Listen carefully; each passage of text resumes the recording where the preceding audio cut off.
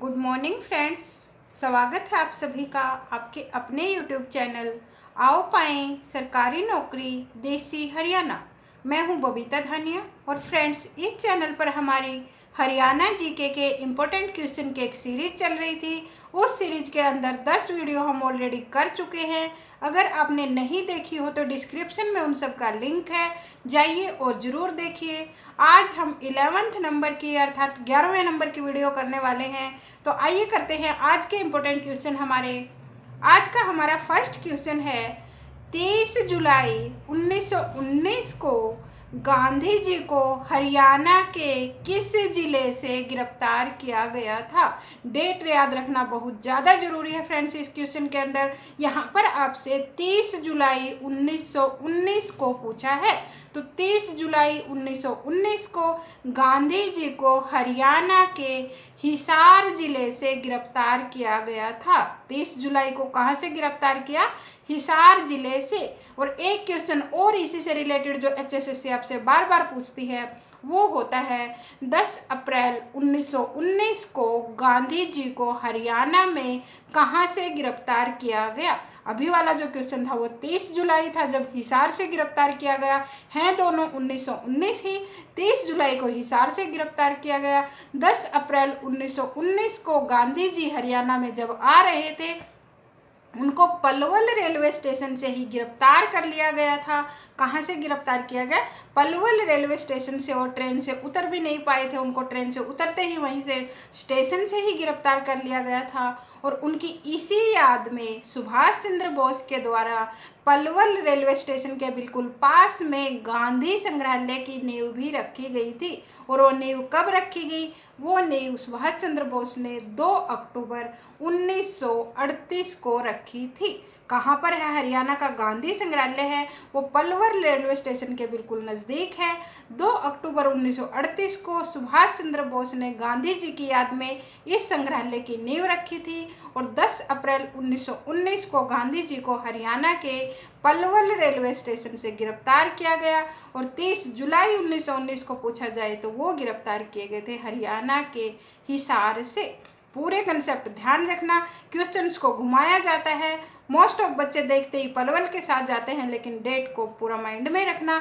30 जुलाई 1919 पूछा जाए तो हिसार से गिरफ्तार किए गए और पलवल से पूछा जाए तो वो गिरफ्तार किए गए थे 10 अप्रैल 1919 को। और जो गांधी संग्रहालय है उसकी नींव रखी गई 2 अक्टूबर 1938 को गांधी जी के जन्मदिन पर रखी गई। और किसके द्वारा रखी गई थी? वो रखी गई थी सुभाष चंद्र बोस के द्वारा। नेक्स्ट क्वेश्चन है हमारा अंतरिक्ष वैज्ञानिक या फिर स्पेस साइंटिस्ट कहिए कल्पना चावला का जन्म किस नगर में हुआ था। हरियाणा का ऐसा कौन होगा जिसने कल्पना चावला का नाम नहीं सुना होगा। हमने एक अपनी बहुत ही महान बेटी को, एक महान विभूति को हमसे खो दिया था। उस कल्पना चावला का जन्म हरियाणा के करनाल जिले में हुआ था। कहाँ हुआ था कल्पना चावला का जन्म? हरियाणा के करनाल जिले से। और उनका जन्म 17 मार्च 1962 को हुआ था। ओरिजिनल डेट ऑफ बर्थ है उनकी 17 मार्च 1962, लेकिन उनके 2 जन्मदिन है। एक 10th की जो मार्कशीट के अकॉर्डिंग जो उनका ऑफिशियल रिकॉर्ड का बर्थडे है वो माना जाता है 1 जुलाई 1961 को। क्वेश्चन के अंदर ऑप्शन पर देखना, अगर पूछा जाए आपसे उनका ऑफिशियल रिकॉर्ड में जो जन्मदिन है वो कौन सा है।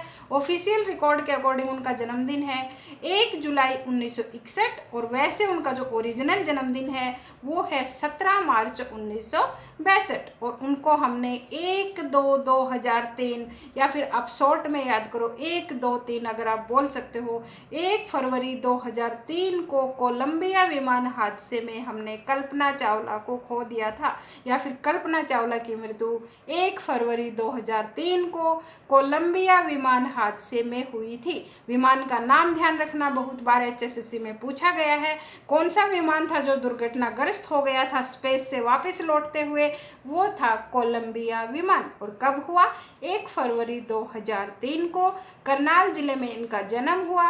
ओरिजिनल डेट ऑफ बर्थ 17 मार्च 1962 और जो ऑफिशियल रिकॉर्ड में है वो है 1 जुलाई 1961। और एक क्वेश्चन और आता है कल्पना चावला मेडिकल कॉलेज कहाँ पर बनाया गया है? वो भी फ्रेंड्स करनाल में ही बनाया गया है।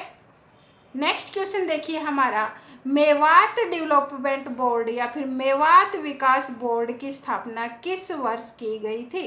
फ्रेंड्स, आज भी देखा जाए मेवात जो है वो हरियाणा का सबसे पिछड़ा हुआ ज़िला है, जहां आज तक कोई रेलवे स्टेशन नहीं है, जो शिक्षा के मामले में भी सबसे पिछड़ा हुआ है, जहां की आबादी बहुत ज़्यादा है और एजुकेशन लेवल वहां का बहुत कम है। तो उसी का विकास करने के लिए हरियाणा के मुख्यमंत्री ने मंत्रियों की कमेटी के साथ 1980 में मेवात विकास बोर्ड की स्थापना की थी। कब की थी मेवात विकास बोर्ड की स्थापना? 1980 में की गई थी। और जो इसके अध्यक्ष होते हैं वो प्रदेश के तत्कालीन मुख्यमंत्री जो भी होगा वही मेवात डेवलपमेंट विकास बोर्ड है जो उसके अध्यक्ष होते हैं। और वर्तमान में हमारे मेवात डेवलपमेंट बोर्ड के जो अध्यक्ष हैं वो हैं हमारे वर्तमान के मुख्यमंत्री मनोहर लाल खट्टर जी। कौन है? मनोहर लाल खट्टर हमारे वर्तमान मुख्यमंत्री, मेवात विकास बोर्ड के वर्तमान अध्यक्ष हैं। और मेवात विकास बोर्ड की जो स्थापना की गई थी वो की गई थी 1980 में। और इसकी स्थापना करने के पीछे रीजन पूछा जाए, क्योंकि मेवात आज के दिन भी देखा जाए 1980 को गए तो करीब करीब 40 साल से भी ऊपर 42 साल होने को आए। 2021 आ गया है, 41 साल कहिए आप, इतने हो गए। तो 40-41 साल पहले का अगर देखा जाए तो और भी ज़्यादा पिछड़ा होगा, क्योंकि आज के दिन भी जो मेवात का विकास है वो प्रॉपर तरीके से पूरे हरियाणा के बराबर में नहीं हो पाया है। आज भी वहाँ पर रेलवे की सुविधा नहीं है, वहाँ पर एजुकेशन की भी इतनी फैसिलिटी नहीं है, वहाँ की आबादी बहुत ज़्यादा है और वहाँ पर जो शिक्षा का स्तर है वो भी बहुत कम है। नेक्स्ट क्वेश्चन है हमारा, कौन से राजा को राज्य लिखा है यहाँ पर मिस प्रिंट है फ्रेंड्स, कौन से राजा को हेमू के नाम से जाना जाता है, या फिर किस राजा को हेमू के नाम से जाना जाता है, या फिर हेमू नाम से कौन से राजा प्रसिद्ध थे। तो सभी को पता है विक्रमादित्य, हेमचंद्र विक्रमादित्य को हेमू के नाम से जाना जाता है। कौन किसको जाना जाता है हेमू के नाम से? उनका निक नेम कहिए हेमू, पहले भी होते थे निक नेम, आजकल तो और भी ज़्यादा हो गए हैं। जो हेमचंद्र विक्रमादित्य हैं उनको हेमू के नाम से जाना जाता है। और हेमू से रिलेटेड जो आपको बहुत मोस्ट इम्पोर्टेंट कंसेप्ट याद रखना है वो है पानीपत की दूसरी लड़ाई। तो पानीपत की दूसरी लड़ाई फ्रेंड्स किस किस के बीच में हुई थी? पानीपत की दूसरी लड़ाई हेमू व अकबर के बीच में 1556 में हुई थी। सन भी पूछा जाता है, कब हुई? 1556 में हुई, पानीपत के मैदान में हुई। और किस किस के बीच में हुई? अकबर और हेमू के बीच में हुई, जिसके अंदर हेमचंद्र विक्रमादित्य की पराजय हुई। और अकबर उस वक्त महज 9 साल के थे, लेकिन उसके सैनिकों के द्वारा वो युद्ध जीत लिया गया था, जिसके अंदर अकबर की विजय हुई। और हेमचंद्र विक्रमादित्य की हार के कारण सारा का सारा साम्राज्य मुस्लिम के अधीन चला गया, मुस्लिम शासक के अधीन चला गया। वही थे हेमचंद्र विक्रमादित्य, जिनको हेमू के नाम से भी जाना जाता है। नेक्स्ट क्वेश्चन है हमारा, कौन सा स्मारक हिसार जिले में है? ऑप्शन दिए हैं आपको, फिरोज शाह पैलेस, बारसी गेट और गुजरी महल। तो ये सारे के सारे किसने बनाए फ्रेंड्स? ये सारे के सारे फिरोज शाह तुगलक के ही बनाए हुए हैं। और ये कहाँ पर स्थित हैं? ये सारे के सारे हिसार में हैं। हिसार जिले को 1354 में फिरोज शाह तुगलक के द्वारा बसाया गया था। उनकी जो पत्नी थी या प्रेमिका कहिए, गुजरी जो उनका नाम था, उन्हीं के नाम पर गुजरी महल बनाया गया। फिरोज शाह पैलेस भी उन्हीं के नाम से था, फिरोज शाह तुगलक के नाम से। और बारसी गेट भी हिसार में ही है। पूछा जाता है फिरोज शाह तुगलक ने कौन सा नगर बसाया?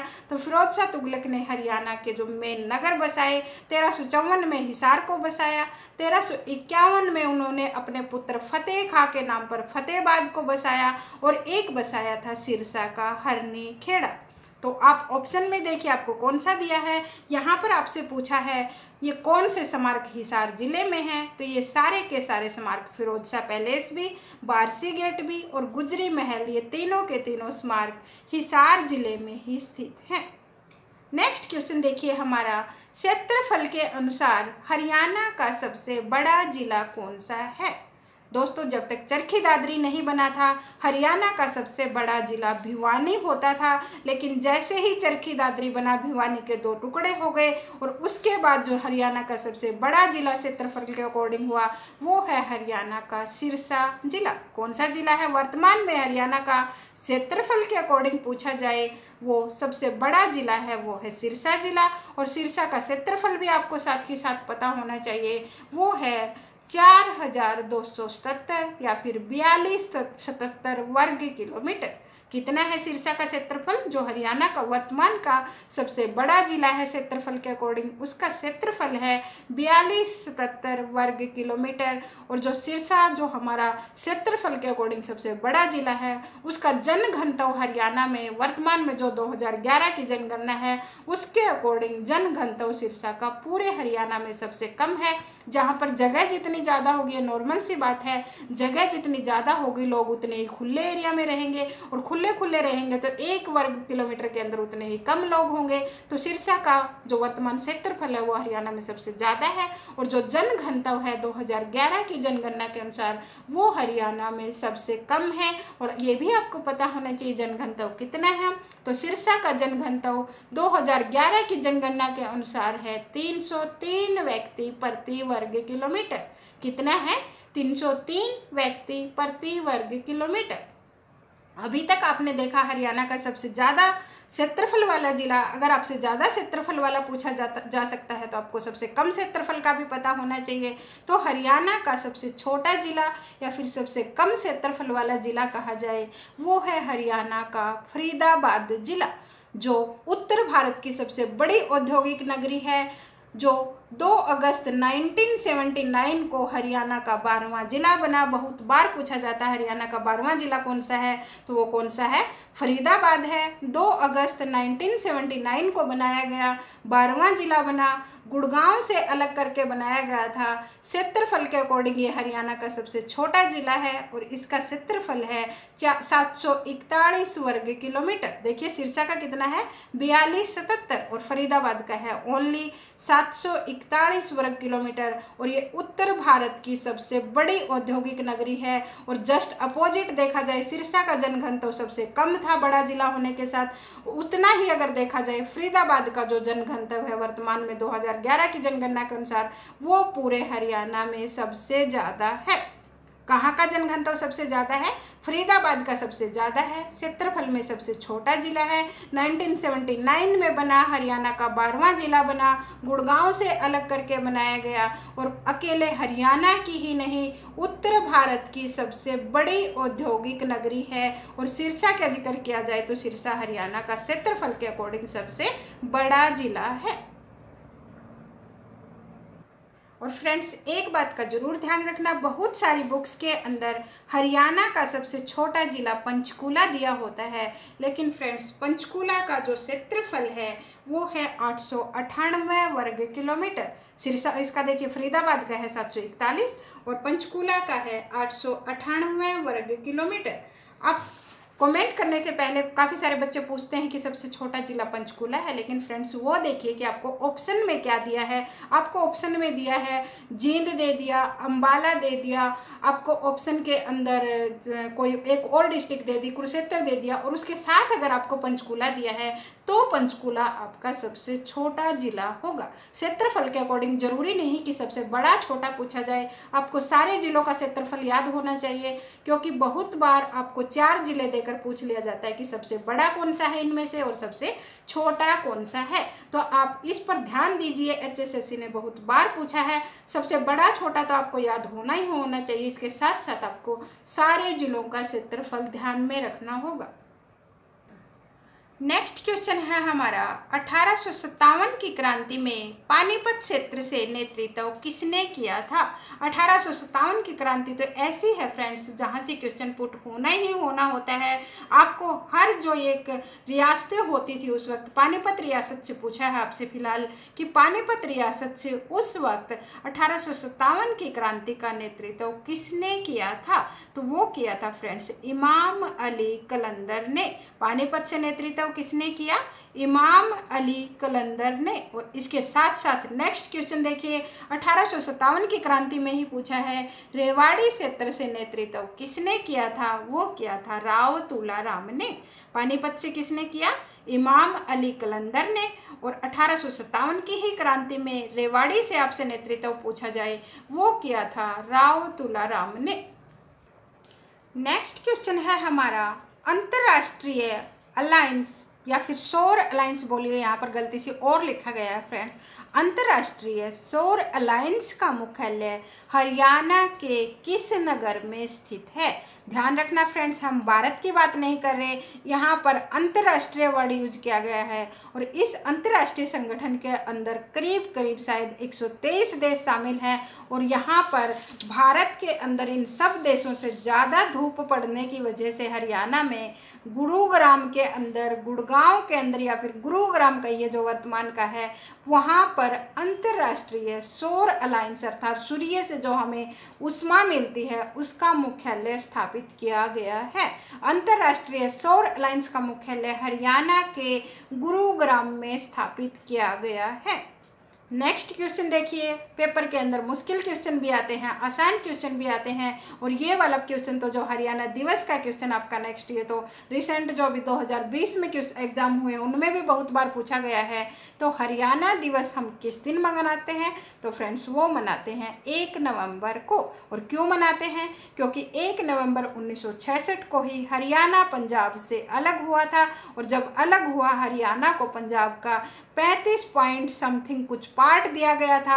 और 1 नवंबर 1966 को हरियाणा का अपना अस्तित्व बना था। इसी वजह से 1 नवंबर को हम हरियाणा दिवस मनाते हैं। नेक्स्ट क्वेश्चन देखिए, हरियाणा का अधिकतम भाग किस मृदा प्रधान का है? अर्थात हरियाणा के अधिकतम एरिया के अंदर कौन सी मिट्टी पाई जाती है या किस प्रकार की मृदा पाई जाती है? तो हरियाणा के अधिकतर भाग में, क्योंकि हम कहते हैं हरियाणा मैदानी भाग है सबसे बड़ा, यहाँ पर घग्गर यमुना का मैदान सबसे बड़ा है।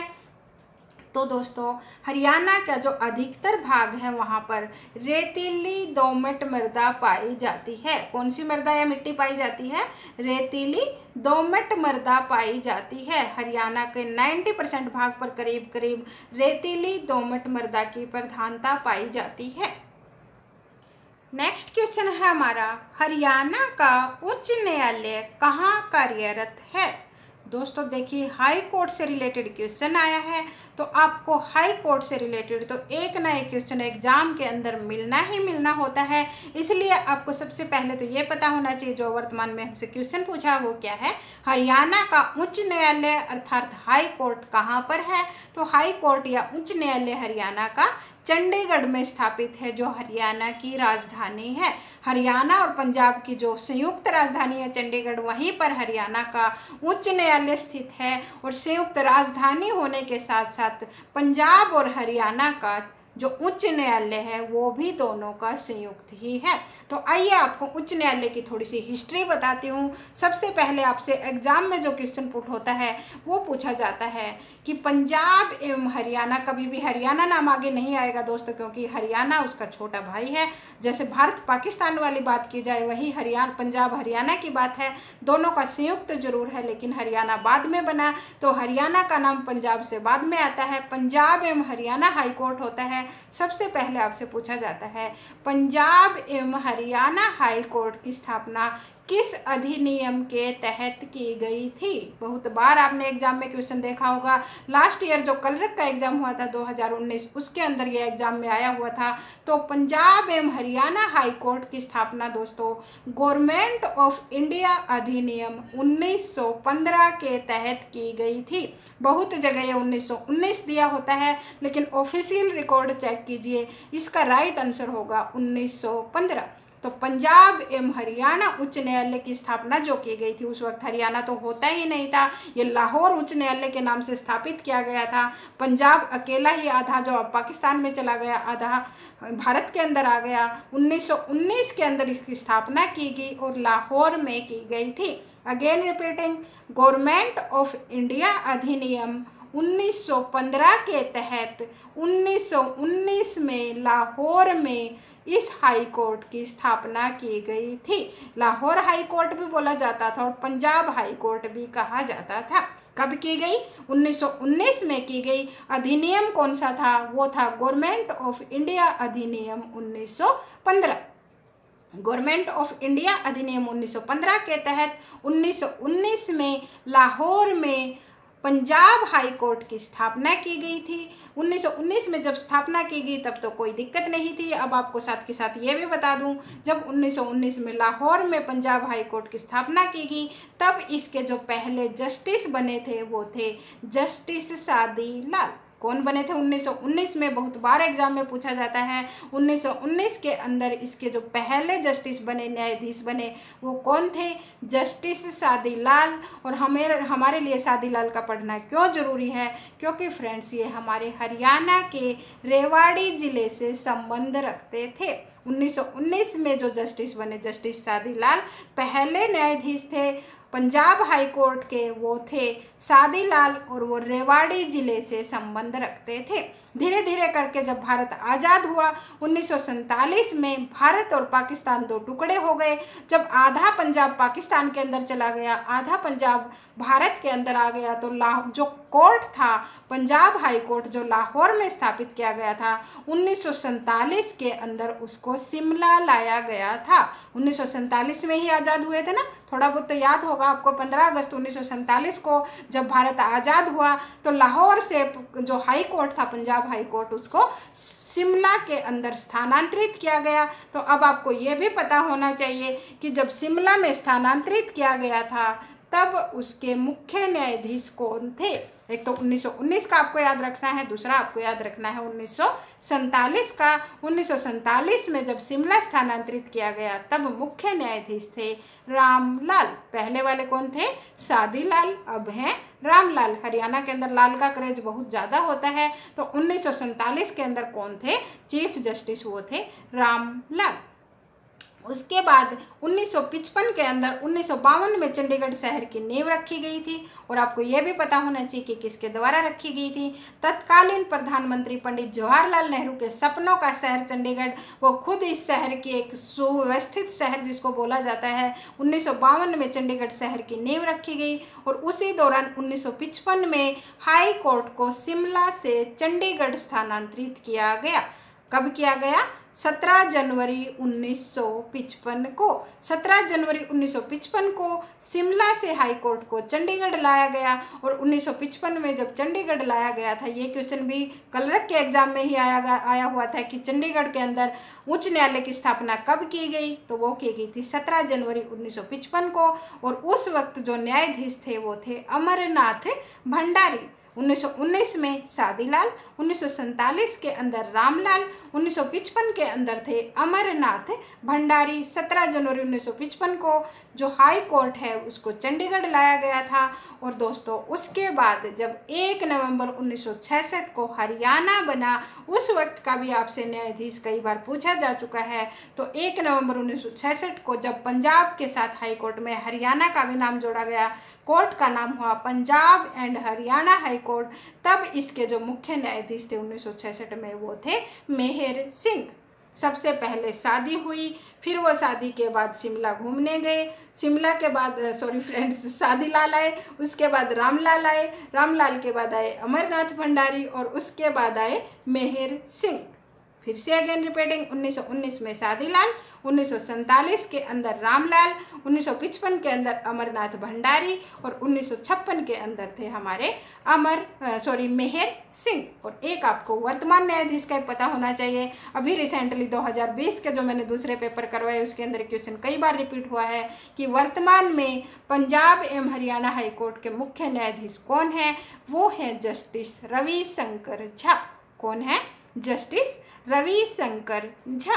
और एक और क्वेश्चन आपसे पूछा जाता है, आपको ये पता होना चाहिए किसी भी राज्य का जो हाई कोर्ट है उसकी स्थापना संविधान के कौन से अनुच्छेद के तहत की जाती है?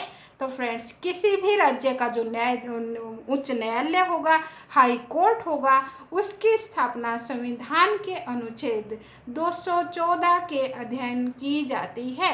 हाई कोर्ट की स्थापना कौन से अनुच्छेद के तहत की जाती है?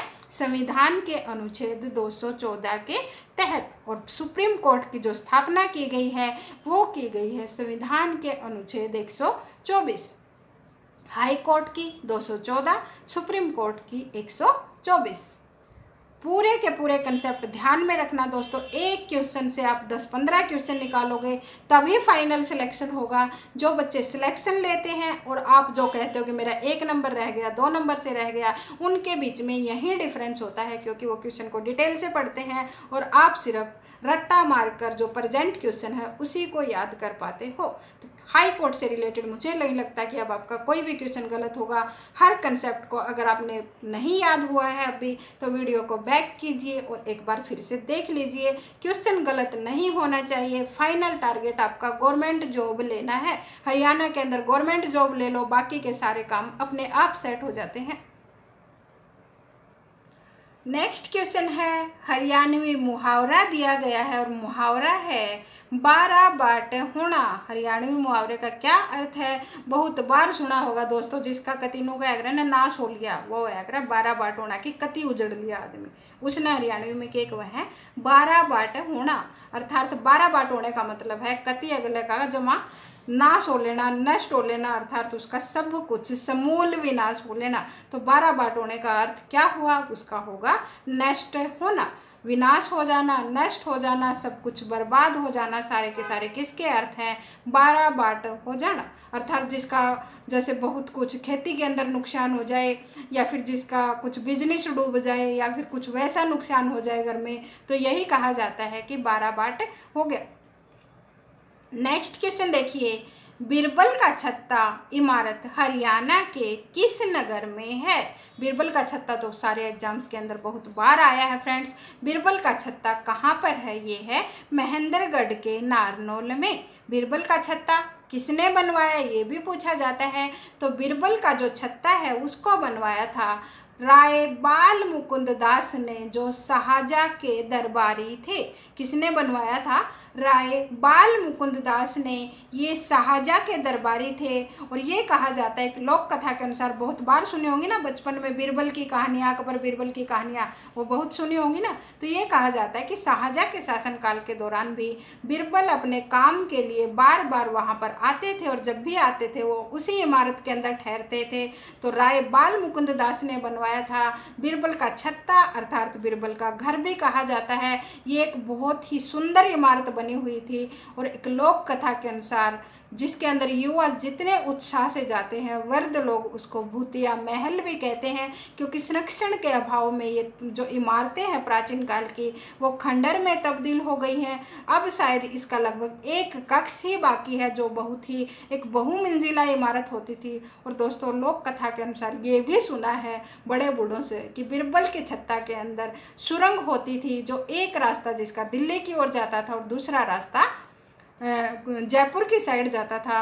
और ये कहा जाता है कि जो भी उस गुफा के अंदर कभी गया वो लौटकर वापस नहीं आया। तो लोग उसको भूतिया महल भी कहते हैं।